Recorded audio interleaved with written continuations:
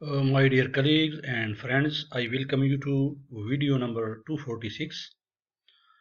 This lecture is based on estimation of demand part 1, and this is lecture number 6 in a series of lectures on introduction to managerial economics.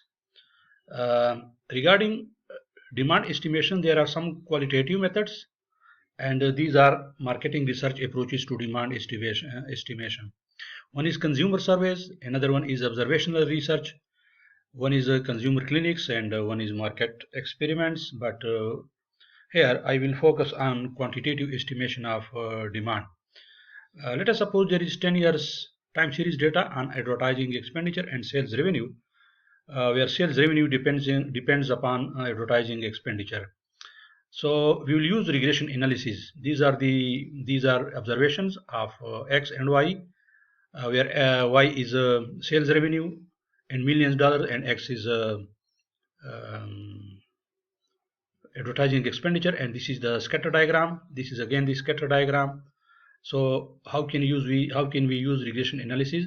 Regression analysis is the line of the best fit. It minimizes the sum of squared vertical deviations of each point from the regression line. And here is the regression line. This is the estimated regression equation based on the data that I just showed you in a schedule. So what is ordinary least square method?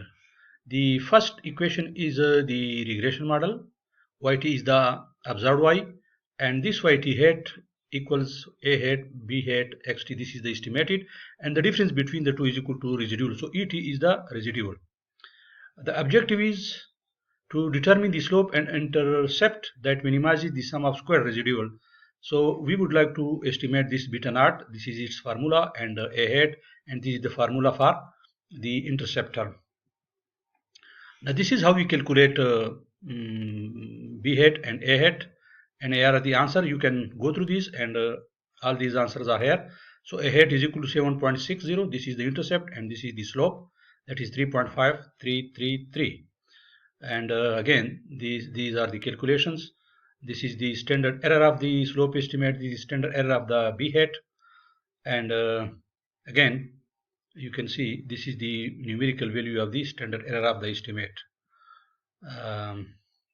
0.52 is standard error of beta hat. This is the t value, and that is equal to 6.79. Its critical value is this 2.36.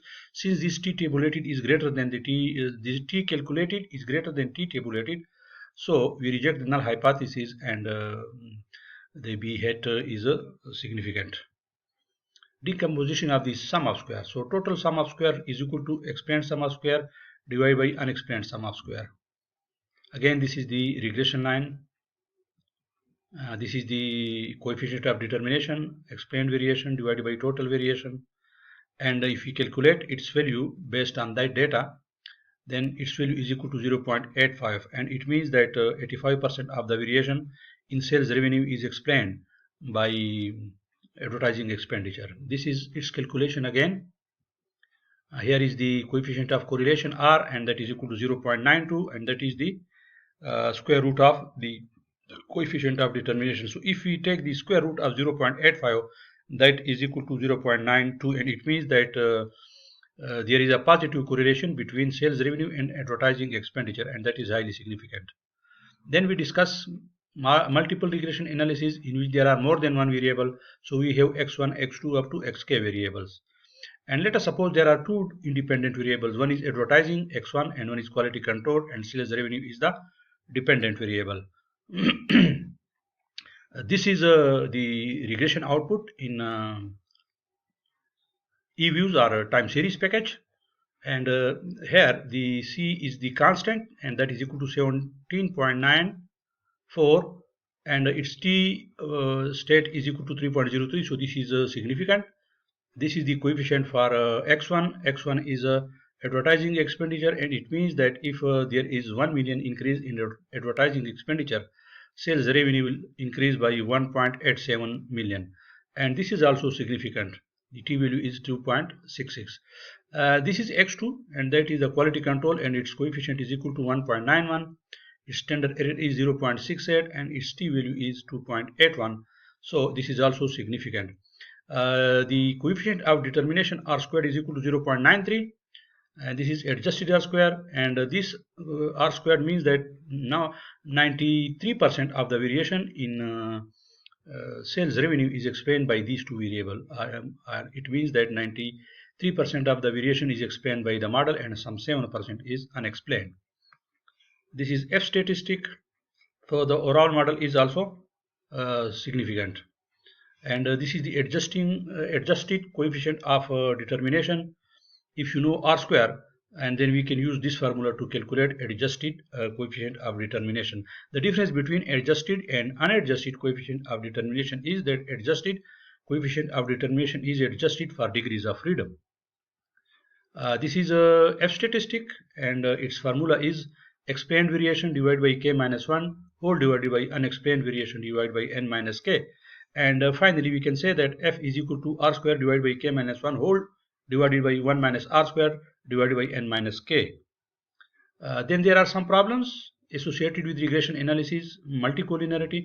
Multicollinearity is usually problem of sample or data. It's not the problem of the model or regression, but heteroscedasticity and autocorrelation, these are very serious problems regarding regression analysis. Heteroscedasticity is serious problem in cross-section data, whereas autocorrelation is a serious problem usually in time series data. This is Durbin-Watson test. This is its formula. If d is equal to 2, then there is no autocorrelation in successive error terms. There are some steps in demand estimation. First of all, we will specify the model, and then we will identify the relevant variables.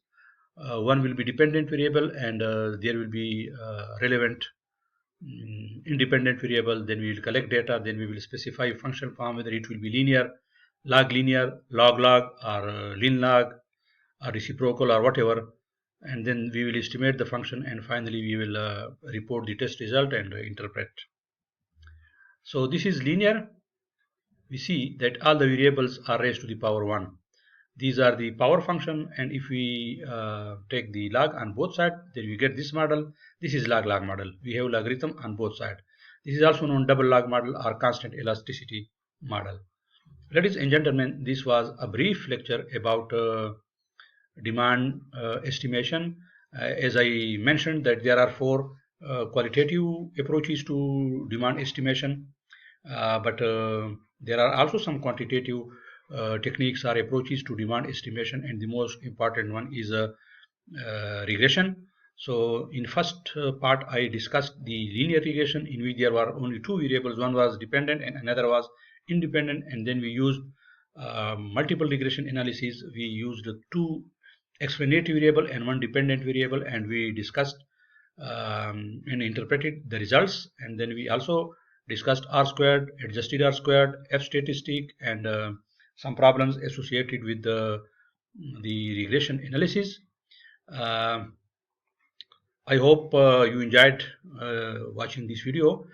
If you haven't yet subscribed to this video channel, kindly click on this red button, and do not forget to click on the bell icon so that you can get timely notification about other videos that I will upload for you. Thank you very much, and I see you in another video very soon. Thank you.